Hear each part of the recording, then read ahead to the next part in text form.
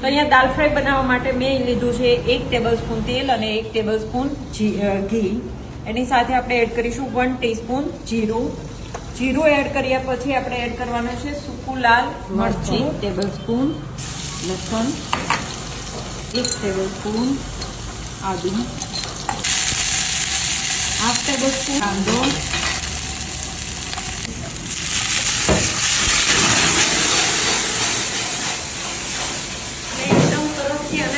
રાખવાનો છે. અહીંયા બારીક ટામેટું. જ્યારે પણ દાલ ફ્રાય બનાવો ત્યારે આ જે ફર્સ્ટ બેઝ બનાવો ને એને થોડું બળવા દેવાનું. કાંદા અને ટામેટા સાથે લાઈટ થોડું મીઠું એડ કરવાનું છે. કસૂરી મેથી, બાફેલી દાળ છે 1/2 કપ, તુવેર દાળની સાથે 1 ચમચી મગ દાળ ને અડદ દાળ આ બધું જ મિક્સ કરી હળદર મીઠું નાખીને બાફી લીધું છે. એડ કરીશું મીઠું.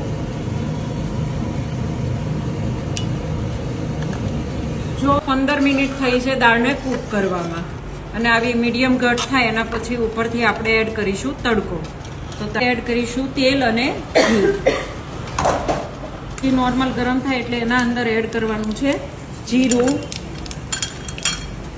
લસણ,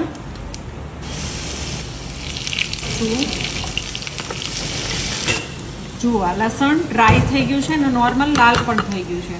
હવે એના અંદર એડ કરવાનું છે કશ્મીરી લાલ મરચું પાવડર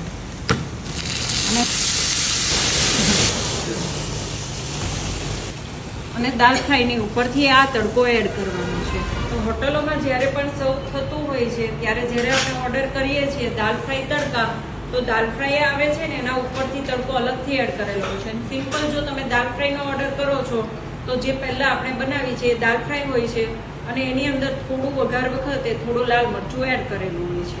તો આપણી રેડી છે દાલ ફ્રાય અને ઉપરથી આપણે એડ કરવાના છે લીલા ધાણા અને થોડો લીંબુનો રસ.